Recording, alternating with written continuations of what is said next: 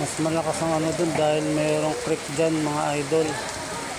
Mas malalim ang tubig dun. Hanggang balikat niya na hanggang balikat niya na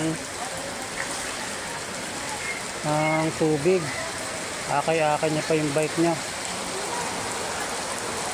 So mga idol, mas lalong lumalaki o tumataas ang tubig dahil sa patuloy na pag-ulan mga idol.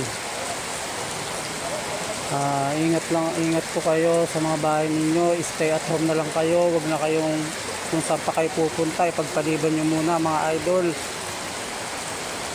Mahirap na maabala mga idol. Marami ng mga sasakyan na tumirik dahil nabasa ng tubig. Pinasok ang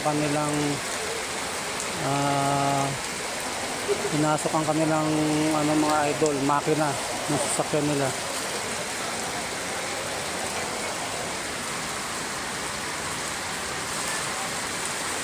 Ayan, grabe nakabaha mga idol.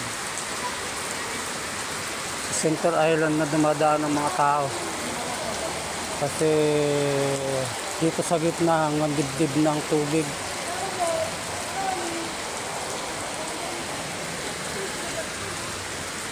Mga idol, uwi muna ako sa bahay kasi baha na rin sa amin.